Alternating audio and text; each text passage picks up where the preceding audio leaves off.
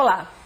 Hoje nós vamos estudar com o professor Otaciano a importância de se ter informação e conhecimento para tomarmos decisões, para termos uma opinião formada quando o assunto é viver e conviver no universo político. Na democracia, a organização política passa obrigatoriamente por processos de escolha. Mas o que faz a escolha ser acertada? A opinião, a informação ou o conhecimento? A ciência política também estuda isso. Para votar num candidato, não somos obrigados a ter informação ou conhecimento. Mas para termos uma democracia participativa, é preciso opinar. E para opinar, precisamos de informação e conhecimento. Como podemos observar, os três conceitos são fundamentais para entender a participação política. Oi, professor, tudo bem? Tudo bem. Professor, faz parte da nossa vida, no dia a dia, nós tomarmos decisões, fazemos escolhas a todo momento. Ao tomar essas escolhas, se nós tivermos informação e conhecimento sobre aquilo pelo qual vamos decidir, não é melhor para nós? Sem dúvida. Mas são três coisas distintas. Eu posso ter opinião sem ter informação. Eu posso ter opinião sem ter conhecimento. O que eu não posso é ter opinião sem conhecimento e sem informação.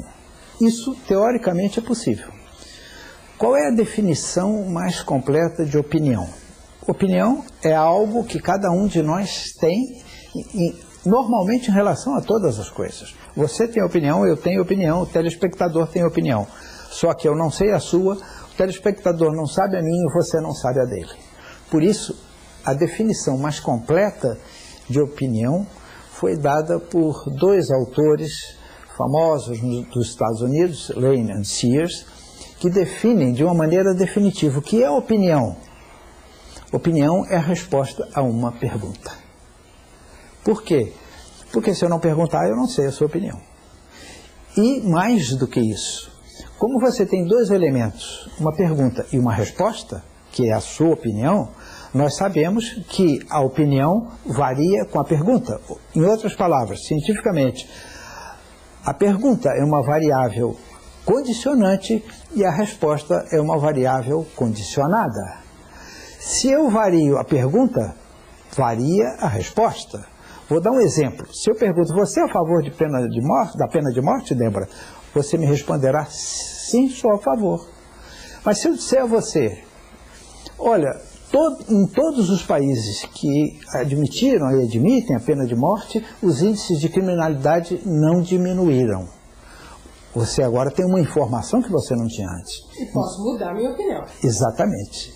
Se eu lhe der essa informação, você diz, realmente eu sou contra a pena de morte, se é que não adianta nada. Mais do que isso, se eu fizer uma pergunta a você, você é a favor da pena de morte, e você me responder sim, alguém pode lhe formular essa pergunta de outra maneira e dizer, Débora, você é contra a pena de morte? Você vai dizer sim. Você deu a mesma resposta para duas perguntas diferentes. Então veja que opinião é algo, primeiro, que se muda. Segundo, que é condicionado. Por quê? Pelas perguntas ou pelas informações que você tem. E o que é uma informação? É um conhecimento não especializado. Um conhecimento que eu tenha, por exemplo, sobre os índices de mortalidade antes e depois da adoção da pena de morte. Isso pode mudar a minha opinião. Mais do que isso, além da informação, que é algo não especializado, e eu vou dar um outro exemplo, todos nós, aqui no Brasil especialmente, entendemos de futebol, gostamos de futebol e torcemos pelo futebol. São poucos os que não gostam. Todos discutem futebol, mas poucos conhecem as regras do futebol. Falta o quê? Falta informação para que ele tenha uma opinião decisiva, uma opinião baseada em fatos concretos, etc. E, portanto, essa opinião também varia de acordo com a informação, como nós já mostramos em outros casos. Mas há algo mais do que isso. Para você tomar certas decisões, e esse é o caso dos governos, é o caso dos parlamentos, é o caso dos tribunais, se exige mais do que opinião e mais do que informação. Se exige algo mais que se chama conhecimento. O que é o conhecimento? É uma informação altamente especializada.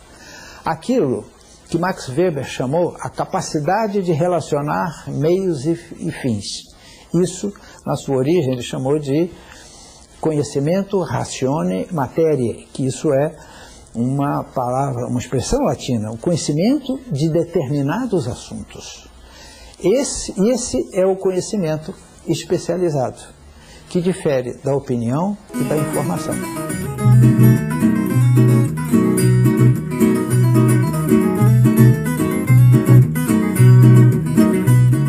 Eu falo de um campo que foi mencionado aqui, que é da saúde coletiva. Vários olhares poderiam ser realizados para esse tema, mas da saúde coletiva, enquanto um campo científico em construção, um âmbito de práticas sociais, que na sua própria construção se distanciou da saúde pública convencional, da saúde pública entendida como ideologia do possível, mas sim uma saúde coletiva que se diferenciava do ponto de vista histórico, do ponto de vista teórico, ideológico e, por que não dizer, também epistemológico. Então, é desta saúde coletiva, construída no Brasil e na América Latina, que eu me situo para poder conversar. Respostas sociais aos problemas do estado de saúde e do sistema de serviço de saúde podem ser entendidas como políticas de saúde.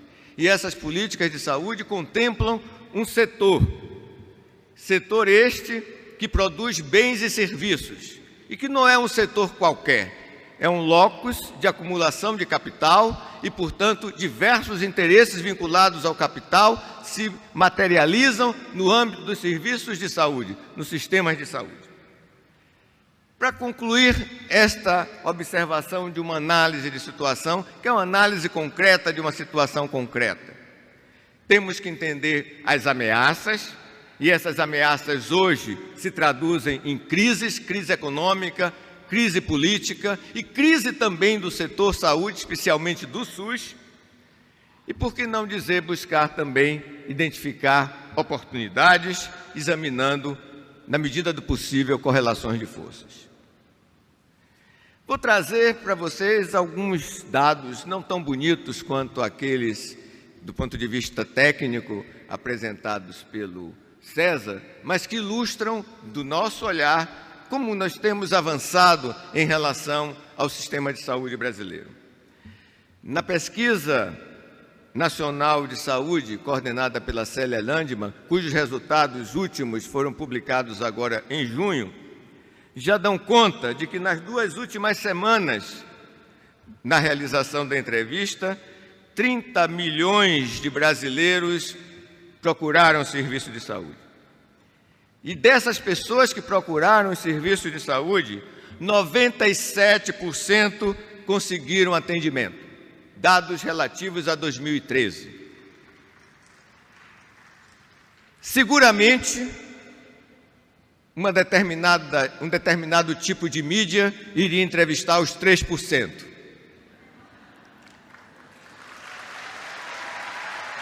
Parece que há uma orientação nas editorias dos nossos jornais que good news, no news. Boas notícias não são notícias. E vocês vão observar daqui a pouco com alguns dados que eu vou apresentar para vocês. Daqueles que não conseguiram atendimento, 38% informaram falta de médico e 32% falta de vagas ou de senhas. Entre os que conseguiram atendimento, 65% tiveram algum medicamento receitado e 82,5% obtiveram todos os medicamentos prescritos. 6% da população se internou por mais de 24 horas no último ano da realização da entrevista. E, desses, 8 milhões foram pelo SUS, correspondendo a 65,7%.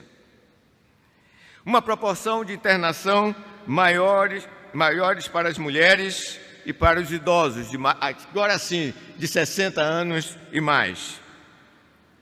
Sem diferenças do ponto de vista das internações, segundo cor, raça ou instrução. Nos estabelecimentos públicos, uma internação muito mais por tratamento clínico do que cirúrgico, se invertendo no setor privado. E, do ponto de vista do conjunto das internações, no público, o parto normal correspondia a 7,2% das internações e o cesáreo 5,9%. E no setor privado, como seria de esperar, a inversão. Portanto, para aqueles que constroem o SUS no cotidiano, é possível registrar relevantes conquistas. Nessa pesquisa também, 53% dos domicílios do Brasil, que corresponde a 34 milhões, quase 35, estão cadastrados nas unidades de saúde da família, variando, sendo maior no Nordeste do que no Sudeste, mais na área rural, com 70%, do que na área urbana. O SUS conseguiu melhorar o acesso à atenção básica e de emergência, todos vocês sabem, atingiu uma cobertura universal em vacinação e pré-natal, ainda que tenhamos problemas de qualidade. Recente pesquisa publicada no Caderno de Saúde Pública apontava para a questão da qualidade do pré-natal no Brasil. Investiu fortemente na qualificação de recursos humanos em saúde, na ciência e na tecnologia. Mas o SUS está perdendo. Quando tínhamos PNAD da saúde, poderíamos produzir informações como essas que eu vou apresentar aqui agora para vocês. Antes do SUS, ou seja, na época do INAMPS, os recursos públicos financiaram 68% dos atendimentos realizados. Depois do SUS, em 2008, última PNAD com saúde, reduziram-se para 56%. Antes do SUS, recursos públicos pagaram 75% das internações. Depois do SUS, 2008, última PNAD, 67%. E agora, com esses dados da Pesquisa Nacional de Saúde, 2013, baixou ainda mais para 65,7%. Entre 81 e 98, o volume de atendimentos financiados pelos planos privados de saúde cresceu 500%. Conclusão: o Estado brasileiro historicamente estimulou o setor privado, promovendo a mercantilização da saúde.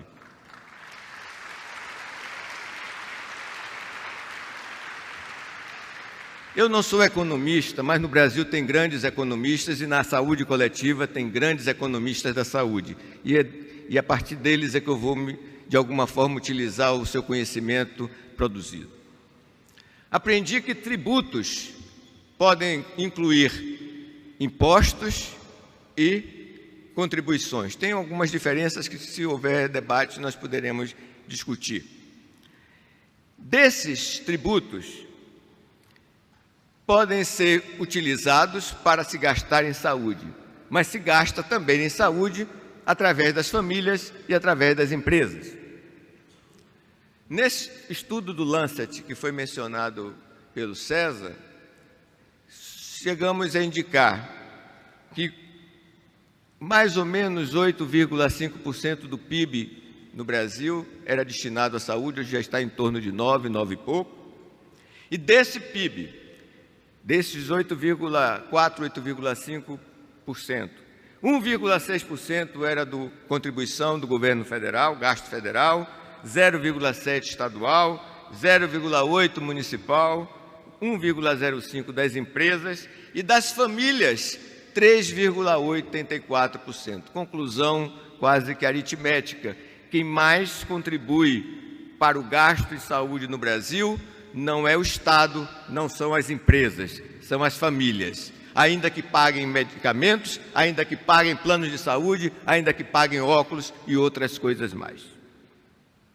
Mas o pior é que no Brasil escolhemos um sistema de saúde de caráter universal, público, e a contribuição do Estado no gasto público é menor do que nos Estados Unidos, menor do que no México, que jamais optaram por um sistema universal de saúde. Em torno de 40% é o gasto público. Nos países europeus, os países que optaram por um sistema universal, são acima de 70%. Financiamento do SUS. Vocês têm recebido várias informações, eu vou também trazer as nossas. A participação da União no financiamento do SUS, do ponto de vista relativo, reduziu de 72% em 93 para 43% em 2013. Bom, são dados relativos. Cresceu em termos absolutos, sim. O gasto do Ministério da Saúde cresceu, quase que duplicou em determinados momentos, chegando com números mais recentes, quase que triplicou. Mas quando nós vamos observar, e aí não é mágica de pizza, quando nós vamos observar o percentual do PIB que o governo brasileiro gasta com saúde, se manteve entre 1,6% e 1,7%. O país cresceu e tal, mas o percentual, ou seja, a contribuição da riqueza para a saúde, não se alterou. Enquanto isso, a dívida pública consumia 6,5% do PIB. O gasto do Ministério da Saúde, apesar de toda a retórica de prioridade para a atenção básica, metade do gasto do Ministério da Saúde vai para a chamada média e alta complexidade, ou seja, atenção especializada e hospitalar. Medicamentos já consomem cerca de 9% para alguns levantamentos e até 13,5% com levantamentos mais recentes. O gasto com média e alta complexidade representa 3 vezes mais o gasto com atenção básica, pesquisa realizada por Machado, Lima e Andrade em 2014, publicado no Caderno de Saúde Pública. A estrutura tributária brasileira, também não entendia nada disso, mas quem estuda política de saúde tem que encarar esses números, lamentavelmente. Dizem os entendidos que devem pagar mais aqueles que dispõem de mais patrimônio e de renda. Nos países do OCDE, cerca de 33% dos recursos são obtidos através dos mais ricos, ou seja, aqueles que têm patrimônio e que têm renda. No Brasil, nós temos imposto de renda de pessoa física e de pessoa jurídica, que representam mais ou menos de 19%. E se somarmos aqueles impostos ligados ao patrimônio, a herança, etc., chega mais ou menos em 23%. Ou seja, muito abaixo daquilo que se observa nos países da OCDE. Do mais, os impostos indiretos, ou seja, aqueles tipo ICM, que nós pagamos quando estamos comprando qualquer mercadoria ou serviço, representam 49%, quase 50% em 2011, ou seja, metade dos tributos no Brasil são pela via indireta. Quem recebia até 2 salários mínimos gastava mais do que metade do seu salário com os impostos. Em relação àqueles que recebem mais do que 30 salários mínimos, gastam 29% da sua renda com impostos. Então, esta grita dos empresários que eles é que pagam, não é, os impostos, tem um impostômetro em São Paulo, cada vez mais divulgado pela mídia, deixa de levar para todos a informação de que quem paga mais impostos no Brasil, relativamente, são os mais pobres. Justamente os mais sacrificados pelas políticas, inclusive no SUS. Vocês ouviram falar de DRU, uma sigla que talvez vocês não entendam. Antes tinha um nome mais simpático, Fundo Social de Emergência. Que seria contra um fundo social diante de emergências? Depois o Arouca descobriu que o Fundo Social de Emergência era para pagar a viagem dos diplomatas do Itamaraty e denunciou na Câmara dos Deputados. Depois eles disseram não, vamos dizer um pouquinho mais de verdade. É um FEF, que é o Fundo de estabilização fiscal. Aí a gente já tem mais uma ideia. Mas o que se queria era uma estabilização, né, para poder a economia fluir mais naturalmente. Isso aí já foram com os tucanos. Mas depois eles disseram para que é que vieram mesmo. Era para tirar dinheiro do orçamento, desvinculação dos recursos ou receitas da União, para que eles pudessem fazer este uso para algumas coisas que vocês vão observar daqui à frente. Nessa brincadeira, a perda da Seguridade Social somente entre 2005 e 2012, trabalhos de Fayani, essa perda representou 286 bilhões. Depois dizem que a Previdência Social está falida ou tem déficit. Não tem déficit. Se não houvesse, por exemplo, o DRU, a Previdência Social seria superavitária.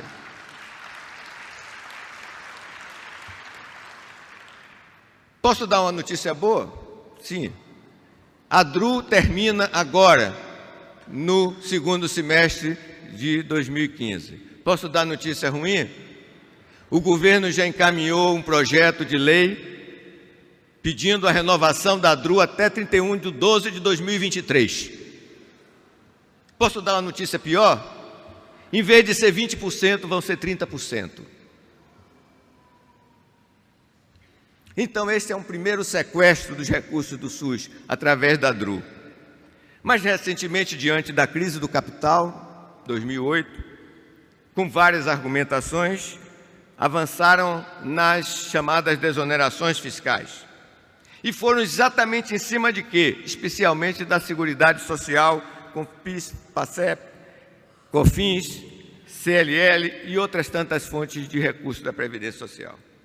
Essa perda da arrecadação foi em torno de 327 bilhões somente no ano passado. Valor maior que aquele destinado à saúde e à educação, que juntos dariam 200 bilhões.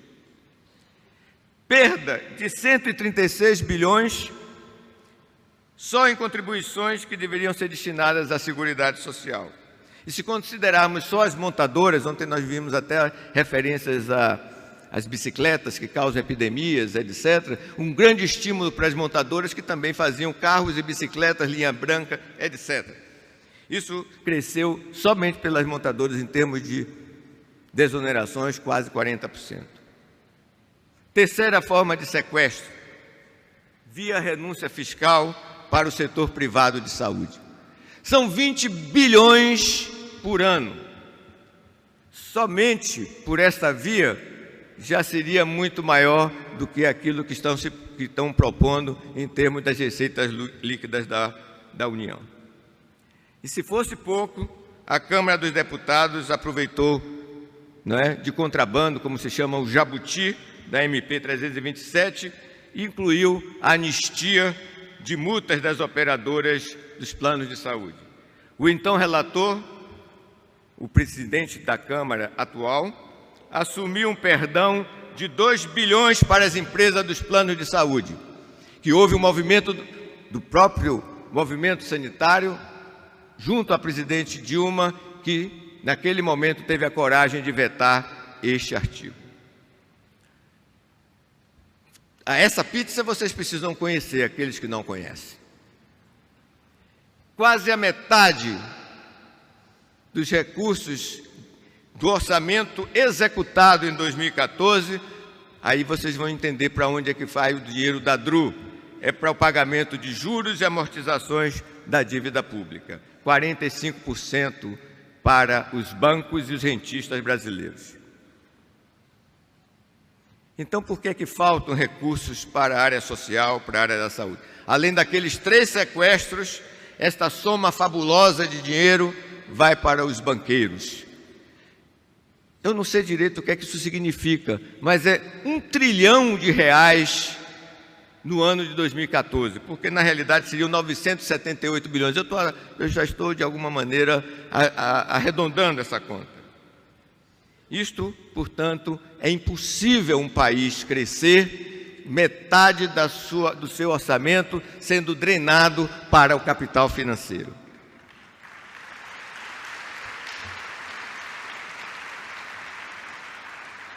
Meu tempo está esgotando. Hoje eu já reduzi vários slides, está se esgotando e eu vou tentar ser breve nesse final. E vou ser breve colocando as 7 ameaças recentes que se apresentam contra o SUS, do ano 2014 para o primeiro semestre de 2015. A rejeição da emenda popular Saúde mais 10, isto vocês conhecem bem, a abertura da saúde ao capital estrangeiro, o orçamento impositivo que junto dele também veio o financiamento da área federal pelas receitas líquidas da União, um projeto que obriga os planos de saúde para empregadores, para todos, que quebra o SUS, quebra a ideia de seguridade social, quebra a ideia de igualdade de direitos, segmenta mais o sistema, o reconhecimento da constitucionalidade das OS pelo Supremo Tribunal Federal, depois de 17 anos de protelação, e o comprometimento do governo brasileiro com a proposta da cobertura universal de saúde. Há controvérsias, mas sim, houve esse comprometimento. São esses 7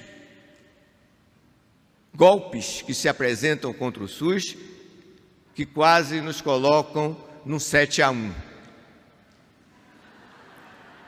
E este 1 nós temos que aproveitar bem. Este 1 é o preparo e a construção da 15ª Conferência Nacional de Saúde.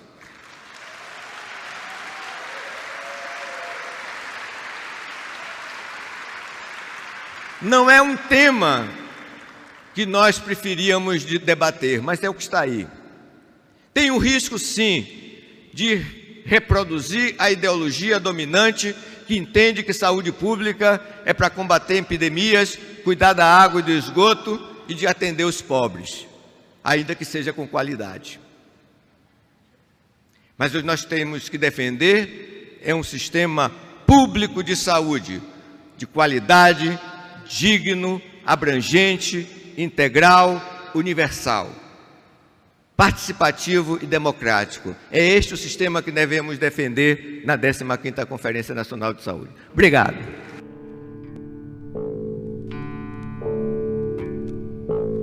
O pior analfabeto? O analfabeto político. Ele não fala, não ouve, nem participa dos acontecimentos políticos.